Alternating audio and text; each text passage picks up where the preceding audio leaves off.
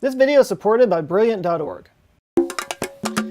World War I, arguably the worst war of all time, was started by the assassination of Archduke Franz Ferdinand in 1914. I say it was arguably the worst war because more people did die in World War II, but any war where you have both horses and tanks on the same battlefield is pretty messed up. But Franz Ferdinand's death was partly because of his own ill-fated decision. He was visiting Sarajevo in preparation for his country annexing the country of Bosnia and Herzegovina, and there were some people there that didn't necessarily care for that deal, so they decided to kill him. They attacked his motorcade earlier in the day with a hand grenade. Luckily for him, the hand grenade bounced off of his car and hit another car.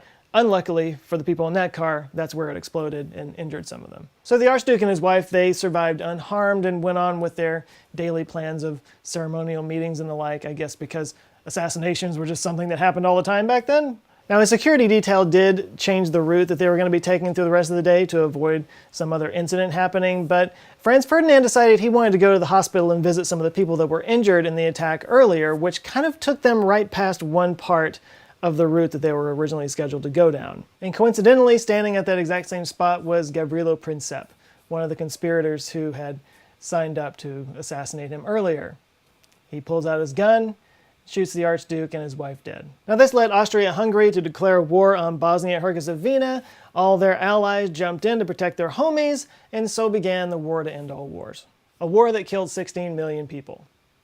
Now again, more people died in World War II. 60 million died in World War II, but it could be argued that the end of World War I, the terms in that deal set the stage for World War II, so you could also say 76 million people died because of this one man's decision. Now, of course, it can be debated, and has been debated for over 100 years, that if it wasn't Franz Ferdinand's death, that something else would have kicked off World War I, that Europe was a crumbling house of cards of imperial alliances that was gonna fall apart at some point eventually. So that would mean that Franz Ferdinand's decision didn't actually make any difference at all, that all of this was predetermined. This is the heart of determinism. This is the idea that everything is predetermined, that the story's already been written, we're just kind of riding a wave across it, that everything you've ever done and everything you ever will do is set, and that there's no free will. Of course, this goes totally against the experience of life. You know, we feel like we have agency, we have moments of pure spontaneity. Surely there's a way to make conscious decisions that work outside of some quasi-religious deterministic framework. After all, you can see one person's decisions to work harder, to set goals, to take risks, winding up giving them a different life than somebody who doesn't take risks, who doesn't have goals, who just kind of settles and is lazy. But these decisions, are we making them? Science is starting to argue that maybe we're not. Maybe there's another entity behind the wheel. An entity that resides in our own brains. We live in divisive times. There's no question about it. Whether you're talking about politics, what kind of phone you use, what kind of car you drive, everybody has an opinion on it. And the stronger the opinion, well, the more right you must be. What I'm talking about in this video has come up from time to time on this channel, and the reason why it keeps coming up is because I think this is important. You know, the more our political and social discourse is directed by our beliefs, the more important it is for us to understand where these beliefs are coming from. And just because I think this is interesting as hell. So let's start with a little bit of brain anatomy. Luckily, I've got a brain right here that I borrowed from a kid in my neighborhood. No one will miss him.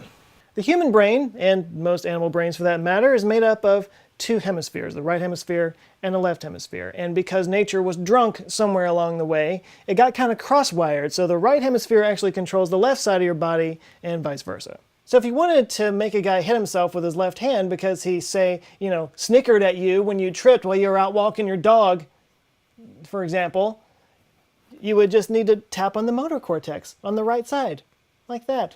Why are you hitting yourself, Billy? Why are you hitting yourself? Now, of course, these two hemispheres need to talk to each other, and they do that through a band of nerves called the corpus callosum. I would show you on this brain, but it's not real. It's fake. I was just kidding. I didn't take it from a neighborhood kid. I left it in his skull. Now, scientists have known for a long time that different areas of the brain generally control different functions. There's a language center, a visual cortex, etc. And some of these modules, like the language center, reside on only one hemisphere. A lot of this was learned by various brain traumas that were observed over the years. So now fast forward to the 1960s, when scientists started experimenting with a new surgery to help treat people with severe epilepsy. And the treatment's pretty simple. They just cut the corpus callosum, also known as a corpus callosotomy. The idea was that epileptic seizures were caused by massive misfirings of signals across the brain, so if you cut off the communication pipeline between the two hemispheres, you could at the very least localize the seizure and prevent it from being completely debilitating. Now this was an extreme procedure, and it was for only the most extreme cases, people who got hundreds of seizures a day and literally couldn't function anymore, and for whom drugs didn't work at all. And for many people it worked. And for others, it created some really weird side effects, which is what we're going to be talking about today. One patient who went by the name Vicky said that going to the grocery store was about a 3-hour ordeal because she would, say, grab the lettuce with her right hand and then the left hand would literally swat it out. Or she might reach for the cereal with one hand and the other hand would literally grab her other hand and stop her from grabbing it. It's like the two were fighting for control. Apparently picking out clothes in the morning was a similar situation, and sometimes she would wind up just wearing multiple sets of clothes because that's the only way she could get out of the house. Stories like this got the attention of neurobiologist Richard Sperry at the California Institute of Technology, so he started running some tests on them to figure out what was going on. He started by simply testing out how different sides of the brain respond to different kinds of stimuli. For example, he would put the patients in a setup where their eyes saw two different things. They basically split their field of view. Show the right eye a picture of a chicken, and the patients would just say they see a chicken because the language center resides in the left half of the brain. But when he showed the left eye a picture of the chicken, the patient would say they couldn't see anything because the right side of the brain doesn't have a language center. Therefore, it didn't know what it was looking at. But when they performed a version of the experiment where the patient was shown an image and then had to select that image from a selection of other images, they could do that. And when they took the test even further and asked people to draw what they saw, they could do that as well. So basically they would show these people a picture on their left eye and they would say that they couldn't see anything, but then their left hand would draw the thing that they couldn't see. I mean, just think about this for a second. You're taking this test and they cover your right eye and you look at something and you just see a blank screen and then your hand just starts drawing something that you didn't even know was there. That's crazy weird. But maybe the weirdest part of the story is that when they asked people why they drew what they drew, even though they didn't see anything, they always had a reason that they were able to give. If the person drew a chicken, they might say it was because they ate chicken earlier in the day. And in one specific case, the guy drew a bell. And when they asked why he drew a bell, he said with absolute certainty that it was because they drove past a church where the bell was ringing on their way to the experiment lab. This became a subject of particular interest to Sperry's protege Michael Gazzagna, who deduced that there was an interpreter module of the brain whose job it was to justify the decisions and actions of the subconscious modules and interpret that for the conscious mind. And in his research, he showed time and time again that people's attitudes, decisions, worldviews were all created in the subconscious mind and then justified by an interpreter module that, to put it frankly, lies its ass off. Because it's not the job of the interpreter module to suss out the truth. Its job is to create a coherent conscious experience. The nerves send signals to the subconscious parts of the brain, which process it, send it to the interpreter parts of the brain, which interprets it to the conscious part of the brain. And if there's any gaps there, if there's any information missing, it just makes up whatever it needs to continue the conscious experience that your mind is having. You know those times when you have a perfectly healthy chicken and broccoli thing in your fridge, but you're just kind of craving something bad, and then you start to kind of justify to yourself that, like, there's a Wendy's right next to the Lowe's, and I had been meaning for like a year now to go look at paint swatches for the bathroom, and I could eat the healthy thing in the fridge, but then, I wouldn't get to see those swatches. And you wind up getting the bad stuff, and you know the whole time that you're completely full of shit. Yeah, this is actual proof of your inner bullshitter. In more psychological terms, this is a part of the ego. Now, when we hear the term ego, we often associate it with vanity or narcissism, but the actual psychological sense of ego is defined as the part of the mind that mediates between the conscious and the unconscious and is responsible for reality testing and a sense of personal identity. The ego's job is to make sense of the world around us and to establish our place in it. Again, it is not beholden to the truth, only coherence, the smooth, conscious continuity of our consciousness. Which is why, as much as we love to think that we are logical creatures that make our decisions based off of data and information, and we make rational decisions based off of that, nothing could be further from the truth. We make decisions at a subconscious level, much closer to the more animal limbic system, and then we justify and interpret those decisions before it ever becomes conscious thought. And we interpret those decisions in whatever way makes the most sense to our current egoic understanding of the world. And let's face it, every one of us does this all day, every day. We are 24/7 bullshitters. We justify selfish and self-centered behavior, arguing that it's actually good for the world and other people in some way. We protect our egos from outside information that doesn't jibe with our current worldview, often discrediting the source of the information if we have to. This all happens unconsciously, under the surface. By the time it becomes conscious thought, the bullshitting has already taken place. And it all looks like perfectly rational thought to us. And this is why this subject fascinates me so much.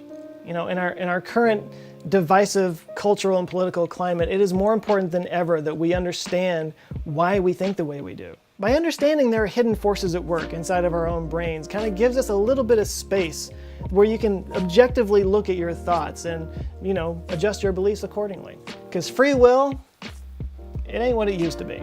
Turns out the world is probably not deterministic at all. What we do matters. We can affect the future. Our actions have consequences. But that doesn't mean we're completely in charge of our actions. There's a whole mess of stuff going on behind the scenes, interpreter modules and subconscious stuff, giving you a version of the truth that they think that you want to hear. It's up to us to be aware of our thought processes and understand them for what they really are, not entirely ours. Apply a little skepticism to your own mind and your own thoughts. And don't judge other people too harshly. They're only halfway in charge too. But if you really want to take your logical thinking to the next level, one great place to start is the Logic program at Brilliant.org. Brilliant's Logic course sharpens your inner Sherlock Holmes by walking you through word problems and showing you how you can come to accurate logical conclusions with very little information using the power of deduction. Do you know how many people can't pick up on context clues in this world? It's scary.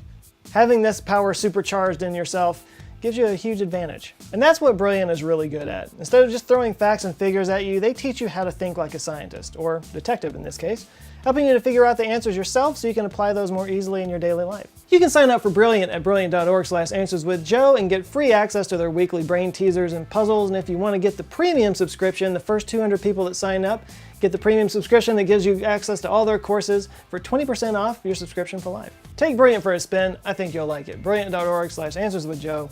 Links downstairs. Thank you to Brilliant for supporting this video, and a big huge thanks to the Answer Files on Patreon that help make all this possible and are just creating an awesome community. You can join them by going to patreon.com/AnswersWithJoe. But first, I want to give a big thanks to all the people who have just signed up recently. Let me take care of their names real quick. We got Gregory Walker, Matthew Keys, Jeremy Cart, Richard A. Furman, Songor Mark Horvath, Dan C. Morris, Tim Ames, Samuel Price, Don Banks, Alma, Andy Middleton, Brock Peterson, Andrew S. Bernard, Bernard Dog, Daryl Julian, and Joaquim Carlson. Thank you guys so much. Please like and share this video if you liked it, and if this is your first time here, check out some of my other videos. I think you might like those too. And if you do, hit subscribe, and you'll be the first one to see them every Monday. Cool shirts available at the store, AnswersWithJoe.com/shirts. Thanks again for watching. You guys go out now, have an eye-opening week, and I'll see you next Monday. Love you guys. Take care.